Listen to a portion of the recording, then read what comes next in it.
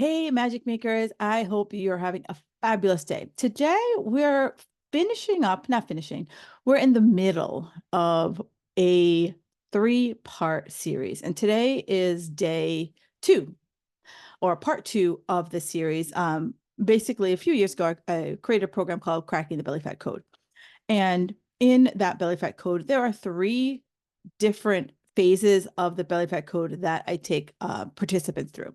And last week we talked about the choices portion, which is basically, clearly nutrition, exercise, and our lifestyle choices, which feed into our code. And our code is really derivative of our lifestyle. And here is where, if you have not listened to part one, you don't have to listen to this in a sequence, but I find that if I start to understand what those choices are, it'll make my code a little bit easier versus trying to jump right into that code. But if you do listen to this podcast all the way through, there's no, you're not going to miss something. But I just find that it'll help you start to get your mindset in lock, mindset all set. Okay, so let's just dive in here. And so code isn't my word for rules, right? That's not what I'm asking you because think about it. So many of you are living by these really strict rules, rules that you've imposed on yourself, rules that some diet you followed in the past, some coach, some guru, some whatever has literally just anointed you saying that this is how you have to lose weight. This is the only way you're going to lose weight. And here's what I find out is that most people overestimate what they can achieve in a day and end up feeling judged by themselves or some, mysterious they, feeling that you are behind if you didn't get it perfect, if you didn't nail it. Or, you have 500 things on your list and you only tackled 499, you suck. You don't give yourself any middle ground. I had a client years ago and she would be like, Kim, my to-do list is just never ending, just never ending. And I was like, well, describe how you set up your to-do list. And she basically just put every single thing that she needed to do all the time. She would write it down. And she never really kind of expanded upon what she put on her to-do list. But I told her, if you're looking at this to-do list and it feels like it's never ending, and you feel it constantly makes you feel overwhelmed, constantly makes you feel like shit because you haven't gotten all the things done. Let's look at the list and let's reevaluate. Let's prioritize. There is, I think he's a psychologist. I don't really know what his title is, but I know what his name is. His name is B.F. Fogg, and he really talks a lot about tiny habits. And this whole podcast, just my whole life, really evolves around two things. One, tiny habits, and the one thing.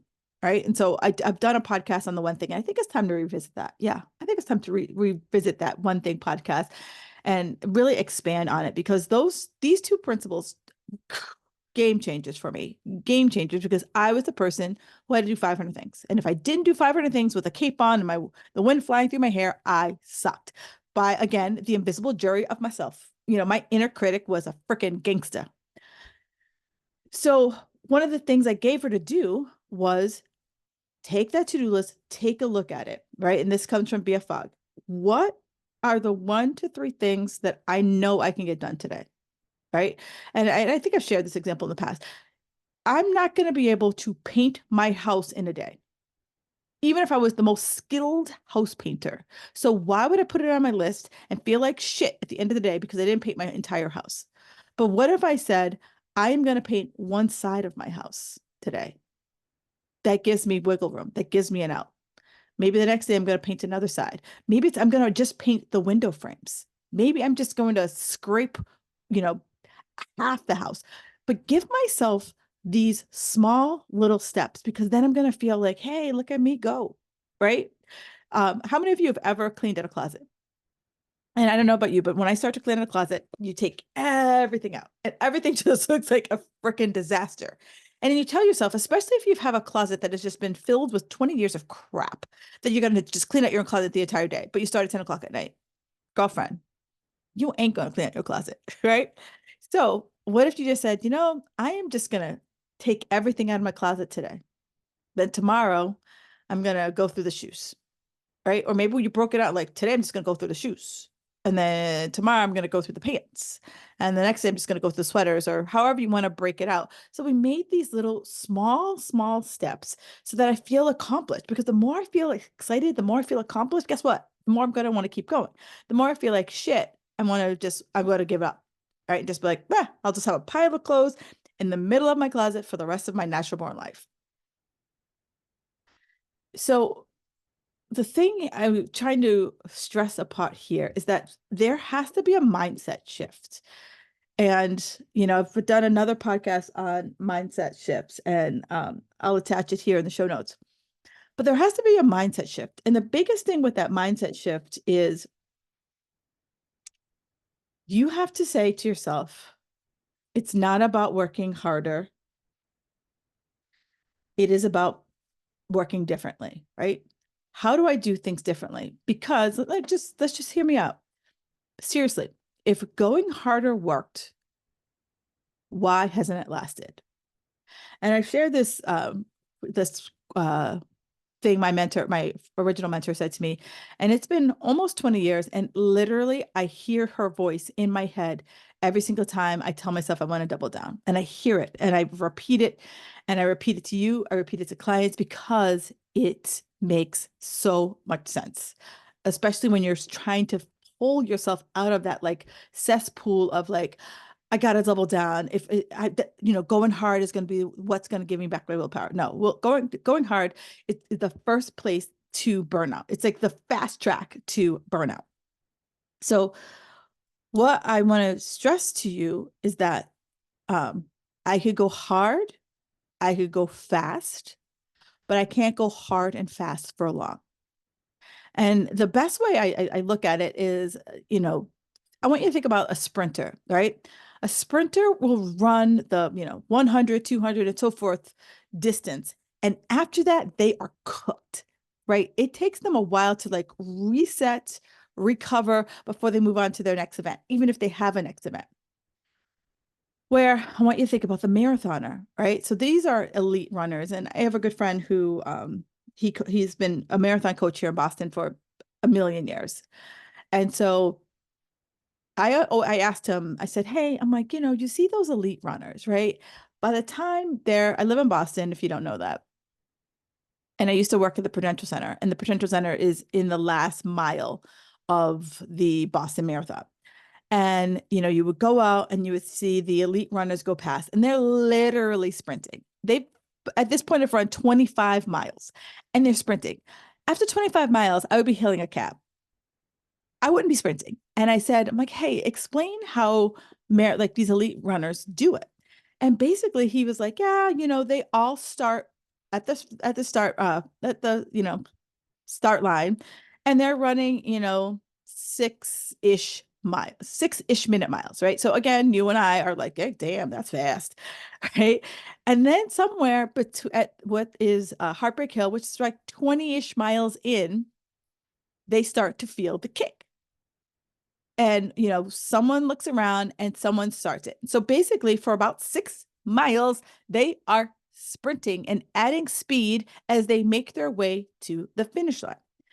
That's where I want you to think about, right? Because if I was trying to sprint 26 miles, you would be damn near exhausted by the time you got to the second or third mile, knowing that you had another 20 plus miles to run. Now, if you started out at a pace that made sense and you had these, like what I call these mini sprints, and I've talked about periodization of your nutrition, but if I was able to have what was like a maintenance period for a while, and then I dieted, I sprinted for a bit, and then I recovered, caught my breath, and went back into that diet mode, I would have way more success than always trying to go hard. Right. And so I want you to think about how many times have you just pushed yourself to the burnout rank? There's a client of mine who always tries to do the 75 hard. And because I've known her for a really long time. And when she became a client after she tried the third time doing the 75 hard, and she's like, I want you to coach me through the 75 hard. And I was like, girl, I can't do that for you. Like, I don't think it will serve you mentally. And she's like, what do you mean? And I said, it makes you feel like a failure, right? The way the 75 hard works, and I've done a whole podcast on it, the 75 hard, and I've had friends who have successfully gone through the 75 hard and they've been great at it. But it requires a very, very different mindset, right? Um, but for those people who think that going hard is going to give them the push to consistency, it's not the answer. And this is why I think it's not the answer. Because if I miss one thing on the checklist of things, I have to start all over again. So does that make you feel excited or does that make you feel like a failure? And if life doesn't go perfectly, if I'm traveling, if I'm doing anything outside of my normal scope of life on a non-perfect day, I'm screwed. That's why I struggle with it because life is gonna life. Kids get sick. Your boss dumps something on your desk at 5 o'clock. Um, you get sick. Just, flat tire. Just so much random shit happens that will cause you to get out of your perfect bubble. And then I got to start all over again. How excited how motivated am I to start all over again? Especially if I've had a couple of days of momentum underneath my belt. So I want to ask you, like, outside, separate from if trying to do the 75 hard, you've never attempted it, how many hard rules have you set up for yourself only to feel like a failure when you didn't meet them? Right? My hand is raised high. I used to have this rule. I had many. And one of my rules was that if I couldn't work out for 2 hours, it didn't count. It didn't count as a workout if I couldn't work out for 2 hours, or I wouldn't work out. Like seriously, see, I look back at that now and I laugh at myself because it makes no freaking sense. And I wasn't alone. I had a lot of friends when we were in that are like super the deep in our obsessive relationship with food and exercise.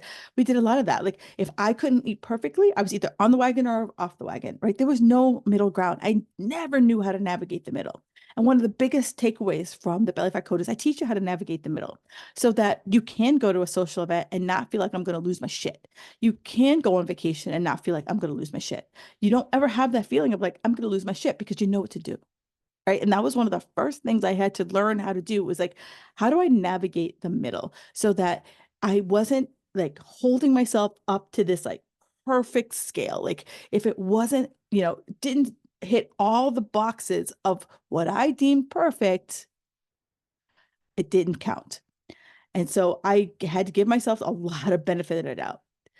And so that was ridiculous, right? How ridiculous was that? Now I consider a 15-minute workout a win because sometimes, even now, I have been working out since, gosh, for over 20 years consistently. There hasn't really been a lot of ups and downs in my workout. Like that's just who I am. Like I just feel it in my body. I'm like, oh God, I need to work out today. Like or I have to go for a walk. I just feel it in my body that I need to move, right? It's just now who I am in my identity. What I've had to pull out of my identity is that it must look a certain way.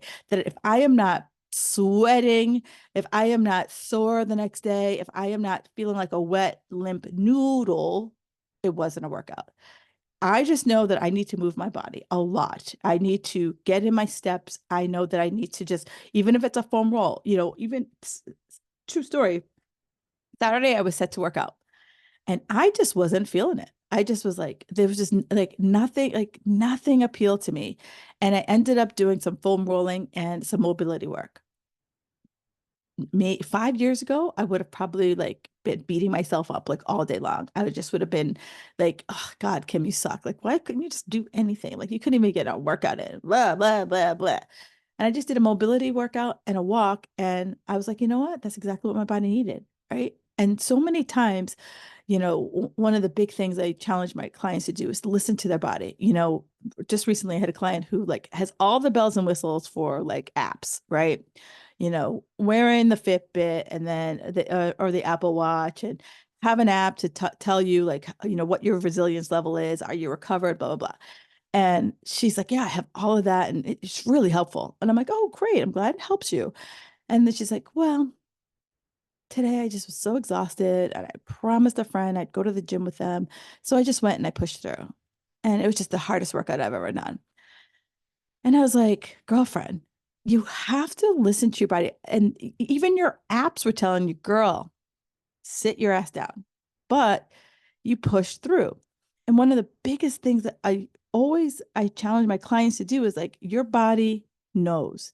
Sure, you could have an app, whatever, but your body knows. And like my body on Saturday was just like, girl, this is not the day for you. And when I asked her, I said, did you feel like accomplished after you pushed through that crazy ass workout? And she's like, no, I just felt drained. And so many people will say, like, you know, should I do HIIT? Should I do this? Should. You know what you should do? Listen to your damn body. Because so many women, especially in our 40s, we grew up on the no pain, no gain. Like that was our battle cry. And so many times, so many women are like, oh, I was exhausted, but I still got to my 5 a.m. class. Fuck that. Ask yourself, how do I feel? And if you are that 5 a.m. mark, yeah, I'm calling your ass out. I'm saying to you, get your ass to bed. Right. I know for my 5 a.m. crew, like I work out at 6 in the morning. I get that. It's my time. It's how I work out. But there are mornings when I'm like, you know what? I didn't sleep last night. So I'm not going to work out. I'm not going to do it. Even if it's the only time I have that day, guess what? It is an unscheduled rest day. End of story. No shame, no blame, no nothing. Guess what? You know what I need to blame? Not getting my ass to bed on time. And if it was because, hey, went out to be social, so be it. Rejig my week, right? I literally every week I sit down and I plan out my workouts. Here in Boston, you know, there have been several playoff games. If I know that I want to stay up and watch the playoff game, guess what? I ain't working out in the morning, right? Especially, I will call my husband out here. He's the person who has to, from the first, the time, as soon as the clock starts on whatever game he's watching, he needs to be in front of that TV. Like he's being paid to watch the game and do a report at the end. And however long the game goes, he watches from the start of the clock to the stop of to the stop of the clock, to the final stop. And depending on how the game goes, he has to watch the post game. And I'm like, if they won or lost, he has to watch the post game. And then he's not dragging his ass till bed till like 12:30, 1 o'clock in the morning. Now, if that's you, and maybe you went out, maybe you were helping your kid with a school project, maybe you are working late at 1 o'clock in the morning, are you going to try to get up to go to the gym at like 6? No. So ask yourself, like, what can I do different if that's what schedule that I'm on?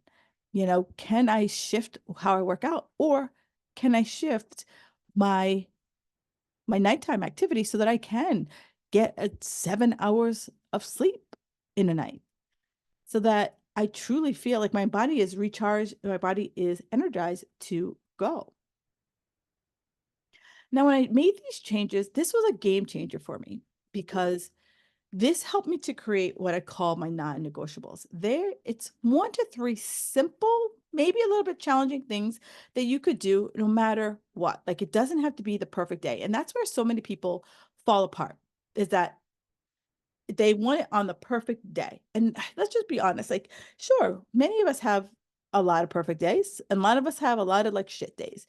And I want our non-negotiables to be focused on the shit days, right? The days then that like everything that could go wrong goes wrong, but you still are able to get it done.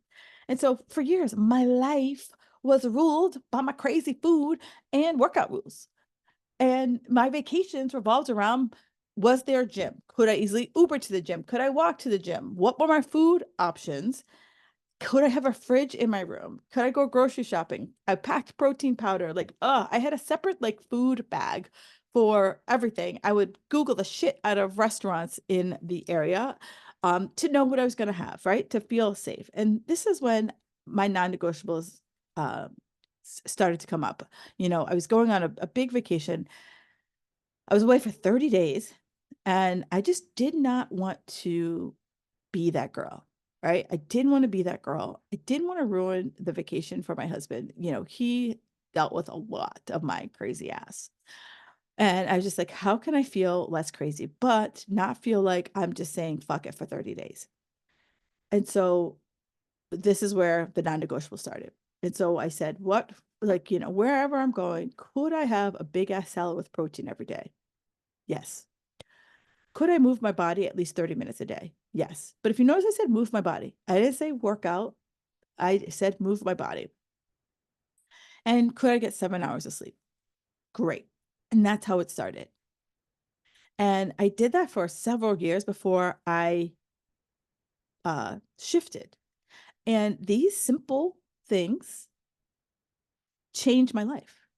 Changed my life because no longer was I trying to get in a 2 hour workout. No longer was I trying to eat 100% cleanly. No longer was I trying to live by this like ridiculous rule book, and that any small inconvenience of life threw me off into a tailspin. These three things were the shift for me. These three things kept me from being the crazy person I was. And I hope that, listening to this, let me say this. This is what I know. You're ready when you're ready, right? You're ready when you're ready. If someone had shared this with me probably 2 or 3 years into my journey, I would have been like, you don't know. You, girl, stop talking your nonsense to me. But if you feel that tug that you're like, girl, I just can't anymore. Like, I just can't spend any more time at the gym. And so you don't go, because that's how I used to be. I was like, oh God, I'm like, I just can't, like, I wasn't excited about my workouts anymore. Like, they were not sustainable for my new phase of life. I, as much as I tried to plan it, it just wasn't sustainable for me anymore. I wasn't happy. And if you're feeling like that right now, keep listening, right? Because, like I said, these simple things changed my life into where I am right now. So now I've been, like I said, I've been doing these three things for several years, and they're just who I am right now. So now I've been refining it. I'm like, all right, Kim, girl, it's time to, like, push yourself out of the nest and come up with some new non-negotiables. And I've added some new ones. But here's the thing, right? Remember, a strategy is a plan or a method for achieving a goal over time. But adherence is sticking to it. And I see so many people like the 75 hard for my client, Sarah, like, she's not good at the 75 hard yet. She eventually could be, but that's not where I would start with her. I would start her with, instead of starting out with, like, I think 75 hard has like 9 things. Starting out with 9 things, I want you to look at that list. If that 75 hard list appeals to you, pick 1 to 3 things that feel challenging but doable. Let's like build up some reps underneath there, and then we can start to build from there. And if instead of saying you have to start all over again, I want you to look back and say, what kept you from doing that non-negotiable? Because I tell you, like, every night when I brush my teeth, I just do a rewind, and my daily rewind, and my rewind is not beating myself in the beating the shit out of myself. My daily rewind is really something like, how'd today go? What could I have done better? What went amazing? That's it, right? That's my daily rewind with myself.